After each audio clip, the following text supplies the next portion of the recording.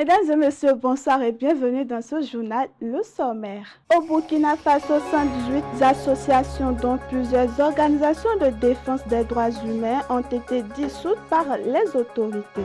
Au Gabon, l'ancien Premier ministre Alain-Claude Bilim-Binze a été arrêté à Libreville, une interpellation dénoncée par son parti politique. L'Union européenne envisage un déblocage des sanctions contre la Russie après la défaite électorale du Premier ministre hongrois Viktor Orban. Oui, apprendre chauffeur, c'est le sentier. Oui, c'est ça, lui. Oui, non, tu vas bien, jaloux, pour faire chaque le coach est dans d'ailleurs. On est pas avec lui, on a pas commandé pour connaître, ouais. Déjà, pas toi, mais le moment. Il va zombie.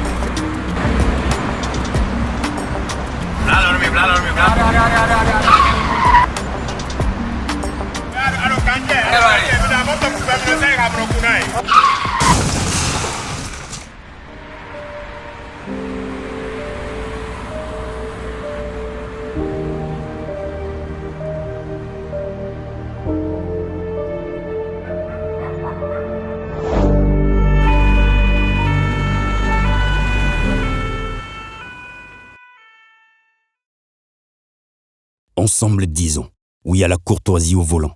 Stop à l'excès de vitesse, à la distraction au volant et à l'incivisme sur la route. Tu viens d'avoir le bac ou tu veux te reconvertir dans un domaine d'avenir, faire le choix du numérique et rejoindre l'école supérieure d'administration, d'économie, de journalisme et des métiers de l'audiovisuel, ESAE. De nouvelles filières sont disponibles dès cette rentrée: informatique et multimédia, informatique industrielle et maintenance, réseau informatique et télécommunications, système informatique et logiciel, sans oublier les filières initiales: administration générale, administration des finances, administration des affaires, sciences juridiques, sciences économiques, sciences de gestion, journalisme et métiers de l'audiovisuel. ESAE est disponible sur 4 sites: Cotonou-Badjoumendé, Cotonou-Akpakpa, Abomey-Calavi et Parakou. Pourquoi choisir l'ESAE? Des formations conçues pour le marché de l'emploi, des enseignants expérimentés et passionnés, des infrastructures modernes avec équipement de pointe, des opportunités de stage et d'emploi garanties. Les inscriptions sont en cours et les places sont limitées. Ne rate pas ta chance, donne vie à tes ambitions avec l'ESAE. Contacte-nous vite par appel ou par WhatsApp au 01 98 98 14 00 ou via email scolarité@esae.bj et visite notre site web www.esae.bj. Ton futur commence maintenant avec l'ESAE. Tu investis dans un avenir professionnel, concret et sécurisé. ESAE, l'excellence à un nom.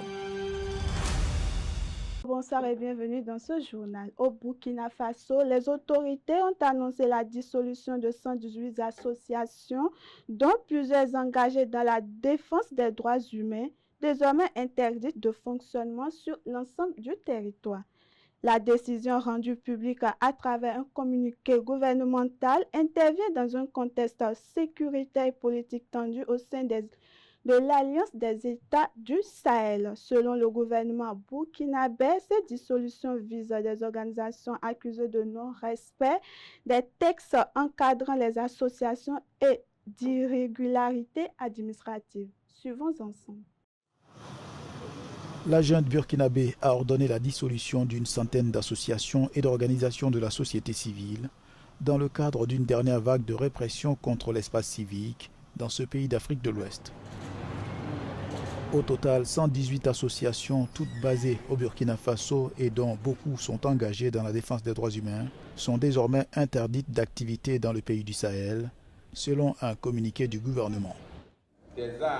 Depuis leur prise de pouvoir lors d'un coup d'État en 2022, les militaires ont réprimé les ONG, les syndicats et la liberté de réunion, ainsi que l'opposition politique. En juillet 2025, le chef de la junte, le capitaine Ibrahim Traoré, a signé une loi restreignant les activités des organisations de défense des droits de l'homme et des syndicats. En l'espace d'un mois, les autorités ont révoqué les autorisations de 21 organisations de défense des droits de l'homme et ont infligé à 10 autres une suspension de 3 mois, invoquant des raisons administratives. Et puis Puis au Gabon, l'ancien Premier ministre et figure de l'opposition, Alain-Claude Bilimbizé, a été arrêté le 15 avril 2026 à la sortie de son domicile à Libreville par des agents de la Direction générale des recherches. Son parti politique dénonce une arrestation arbitraire liée à une affaire remontant à 2008 portant sur une créance que l'État gabonais n'aurait pas honorée lors de l'ancienne fête nationale des cultures. Suivons ensemble un extrait de vidéo.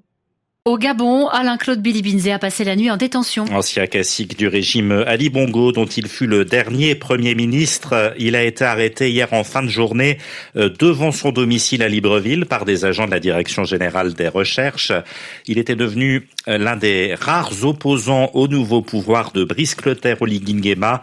François Mazet, sait-on ce que la gendarmerie lui reproche? Alors selon son parti Ensemble pour le Gabon qui a communiqué ce matin, Alain-Claude Bilimbizé est mis en cause pour une affaire de créances non payées en 2008. À l'époque, il était ministre délégué au transport et à l'aviation civile. Il avait dirigé le comité d'organisation de la Fête nationale des cultures, un événement officiel créé par son mentor Paul Mba Abessolé, opposant devenu vice-premier ministre d'Omar Bongo. C'est dans ce cadre qu'il avait signé un contrat avec une prestataire qui dénonce aujourd'hui le non-paiement de ces 5 millions de francs CFA. Selon une source proche du dossier, il s'agirait donc d'une affaire de droit commun. La plaignante aurait finalement décidé de saisir la justice pour faire valoir ses droits en raison de difficultés personnelles et financières. Mais pour les proches de l'opposant, cette version d'une dette réclamée 18 ans après ne tient pas la route. Il s'agit pour eux d'une créance de l'État non exécutée par le Trésor public. Ils s'interrogent donc sur le choix d'une arrestation par surprise plutôt que d'une convocation. Ensemble pour le Gabon dénonce une atteinte grave à l'état de droit, une manœuvre politique grave, visant, je cite le communiqué du parti d'Alain-Claude Bilimbizé, à faire taire une voix critique majeure, affaiblir l'opposition et instaurer un climat d'intimidation incompatible avec les exigences des... Le souverain pontife Pape Léon XIV est attendu mardi 21 avril en Guinée équatoriale, prochaine étape de sa visite pastorale sur le continent africain entamée le 13 avril. Après des passages en Algérie, au Cameroun et une escalade prévue en Angola ce samedi, le chef de l'Église catholique poursuit ainsi sa tournée africaine jusqu'au 23 avril. Cette visite vise à renforcer le dialogue interreligieux, encourager la paix et soutenir les actions sociales menées par l'Église catholique en Afrique centrale. Plusieurs rencontres avec les autorités politiques, les responsables religieux et les fidèles sont prévues. Suivons ensemble. Depuis le 13 et jusqu'au 23 avril, le pape Léon XIV est en visite sur le continent africain. Après l'Algérie, le Cameroun et l'Angola, où il est attendu ce samedi, le souverain pontife se rendra en Guinée équatoriale. Il arrivera le mardi 21 avril. Dans les rues de la capitale Malabo, des affiches annoncent déjà l'arrivée de cet invité spécial. Ce qu'il vient faire, c'est renforcer ou approfondir la foi chrétienne et catholique en Dieu. Et cela aidera également la société à éviter de se livrer à des comportements sociaux néfastes. Pour moi, la visite du pape en Guinée équatoriale est quelque chose de positif. Pourquoi? Parce qu'elle apportera de nombreux changements spirituels. Je pense qu'elle va motiver beaucoup de gens à aller à la messe. Dans ce pays de 2 millions d'habitants, près de 80% de la population est catholique. Tout comme au Cameroun, la situation politique de la Guinée équatoriale rend cette visite délicate. En France, le président mauritanien Mohamed Ould Cheikh El Ghazouani a été reçu mercredi 15 avril 2026 à Paris par son homologue Emmanuel Macron dans le cadre d'une visite officielle de 3 jours, une première pour un chef d'État mauritanien. À l'issue de leur rencontre, les deux dirigeants ont affiché leur volonté de renforcer la coopération bilatérale entre leurs pays. Les discussions ont porté notamment sur la sécurité au Sahel, la lutte contre le terrorisme, la migration ainsi que les partenariats économiques et énergétiques. Paris considère la Mauritanie comme un acteur clé de la stabilité régionale. Extrait de vidéo à suivre. Le président mauritanien en visite d'État pour 3 jours en France, Mohamed Ould Cheikh El Ghazouani, a déjà été reçu à l'Elysée hier par Emmanuel Macron. Ensemble, ils ont pris part à une séance de travail avant d'affirmer devant la presse leur volonté de renforcer la coopération bilatérale sur le plan sécuritaire notamment. Sofiane Amazian était lui aussi à l'Elysée pour RFI. Pour la première visite d'État d'un président mauritanien en France depuis près de 30 ans, a précisé Emmanuel Macron, l'heure était à la réaffirmation des excellents rapports entre les deux pays. La Mauritanie est un partenaire clé de la France. Elle l'est par sa géographie, à la croisée du monde arabe et de l'Afrique. Elle l'est par ses choix, ceux que vous portez, ceux de la stabilité, du dialogue, de la souveraineté. Elle l'est enfin par son rôle dans une région sahélienne profondément déstabilisée. Alors que la France ne compte que très peu d'alliés au Sahel, les relations avec la Mauritanie sont primordiales. Mohamed Ould Cheikh El Ghazouani entend préserver des liens forts avec son partenaire français, notamment au vu du contexte régional et international. La Mauritanie a fait le choix d'une approche globale, combinant prévention, présence de l'État et dialogue, ce qui nous a permis de préserver une stabilité relative dans un environnement pourtant très fragile. Nous sommes naturellement disposés à poursuivre et renforcer notre coopération avec la France. Autre annonce durant la prise de parole des deux chefs d'État, le renforcement du partenariat économique vers la Mauritanie dans le secteur de l'eau et de l'énergie notamment. Et pour la suite de cette visite, Sofiane Amazian, Mohamed Ould Cheikh El Ghazouani doit rencontrer normalement aujourd'hui la présidente de l'Assemblée nationale française ainsi que le maire de Paris. Ils se rendent ensuite à Brest, en Bretagne, dans l'ouest de la France. Il visitera là-bas les chantiers navals et l'IFREMER, l'Institut français de recherche pour l'exploitation de la mer. Autre actualité à présent, en Espagne, des milliers de migrants se sont rendus jeudi dans plusieurs grandes villes pour entamer les démarches liées au nouveau dispositif de régularisation accéléré mis en place par les autorités. Cette opération vise à faciliter l'obtention d'un statut légal pour de nombreux étrangers présents sur le territoire espagnol. Le gouvernement espagnol souhaite ainsi mieux intégrer les travailleurs migrants déjà actifs dans plusieurs secteurs économiques, notamment l'agriculture, la construction et les services. Suivons ensemble. Dans plusieurs villes d'Espagne, des milliers de migrants se sont pressés dès jeudi pour entamer les démarches de régularisation exceptionnelles lancées par le gouvernement de Pedro Sánchez. Au terme d'un dédale administratif, nombre d'entre eux espèrent obtenir rapidement un titre de séjour et un permis de travail d'1 an.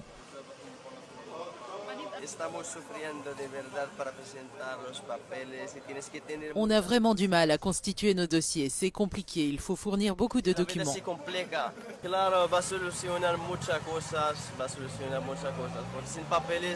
Bien sûr, cela va résoudre beaucoup de choses, car sans papier, c'est comme avoir des ailes sans pouvoir décoller. C'est comme être un oiseau aux ailes brisées. À Barcelone comme à Madrid, les services administratifs ont été rapidement saturés, les migrants devant parfois patienter plusieurs heures pour obtenir des certificats de résidence ou faire valider leurs documents. Je suis reconnaissante, c'est une formidable opportunité pour nous. Certaines personnes vivent des situations très difficiles. Il y en a qui se retrouvent même à la rue, sans logement, sans famille, sans amis. Nous devons tous être reconnaissants. Ouverte jusqu'au 30 juin, cette mesure vise des centaines de milliers de personnes présentes sur le territoire espagnol avant le 1er janvier. Elle suscite autant d'espoir que de tensions dans un contexte européen de durcissement des politiques migratoires.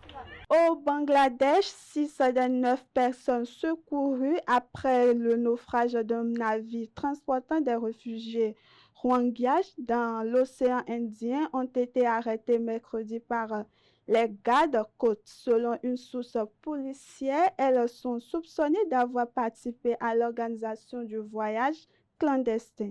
Les autorités poursuivent leur investigation pour identifier les réseaux de passeurs impliqués dans cette traversée maritime dangereuse.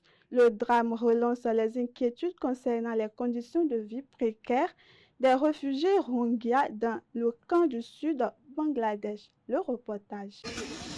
Le drame serait peut-être resté sous silence si quelques personnes n'avaient pas survécu au naufrage. Recueillis par les gardes-côtes bangladais, Les quelques rescapés ont regagné le camp de Cox's Bazar qu'ils cherchaient à fuir et témoignent de l'horreur qu'ils ont vécue. Début avril, près de 280 personnes quittent les côtes bangladaises, entassées dans un chalutier, mais le bateau chavire au cours de la traversée. Certains passent alors plusieurs jours en mer, survivant en flottant à l'aide de conteneurs en plastique ou de bidons d'huile. J'ai dérivé en mer pendant 2 jours et 1 nuit. Il y avait beaucoup de monde à bord, mais après le naufrage, je n'ai aucune idée de ce qui leur est arrivé, ni où ils sont allés.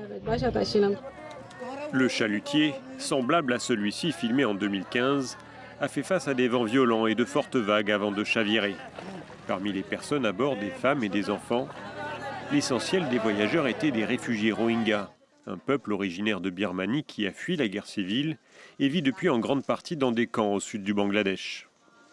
Certains disent avoir payé leur place $3000 à des passeurs sans scrupules. Ils les maintenaient cachés pour éviter les contrôles dans des compartiments destinés aux poissons et aux filets. Cet homme a été aspergé de carburant brûlant au moment du drame. Arrivés en mer d'Andaman, nous demandions de l'eau et les passeurs ont fermé les écoutilles de notre compartiment. La chaleur était insupportable. Dès que les écoutilles se sont fermées, nous suffoquions. Nous crions pour avoir de l'oxygène. Il y avait 30 à 40 personnes dans chaque compartiment. Une trentaine de personnes sont mortes asphyxiées. Parmi les survivants, 6 personnes accusées de trafic d'êtres humains ont été arrêtées par les autorités bangladaises. Le Haut Commissariat aux réfugiés de l'ONU exhorte la communauté internationale à s'attaquer aux causes profondes de ces exodes. Entre 2024 et 2025, plus de 1000 réfugiés Rohingyas avaient trouvé la mort en tentant de rejoindre l'Indonésie ou la... Dernière actualité pour clôturer cette édition à Bruxelles, l'Union européenne entrevoit un déblocage de nouveaux paquets de sanctions contre la Russie après la défaite électorale du Premier ministre hongrois Viktor Orban. Cette évolution intervient alors que Washington a décidé de rétablir progressivement les sanctions sur le pétrole russe, ouvrant la voie à un consensus européen dans les prochains jours. Plusieurs États membres espèrent désormais accélérer l'adoption de mesures économiques destinées à maintenir la pression sur Moscou dans le contexte de conflit en Ukraine. Suivons ensemble. La défaite électorale de Viktor Orban, synonyme de déblocage des nouvelles sanctions européennes contre la Russie. C'est ce qu'espère l'UE alors que son 20e train de sanctions était jusqu'ici bloqué par Budapest. Mais la Slovaquie menace désormais à son tour de faire barrage aux sanctions. En cause, l'oléoduc Druzhba qui alimente le pays en pétrole russe, hors service depuis des frappes russes fin janvier en Ukraine. Le gouvernement slovaque exige sa remise en route pour débloquer les sanctions. En parallèle, le secrétaire au Trésor des États-Unis, Scott Bessent, a annoncé que Washington ne prolongera pas son autorisation provisoire d'achat de pétrole russe. Adoptée mi-mars par Washington, cette autorisation de 30 jours avait été adoptée pour atténuer l'envolée des prix de l'or noir. Cette décision avait provoqué l'indignation des Européens.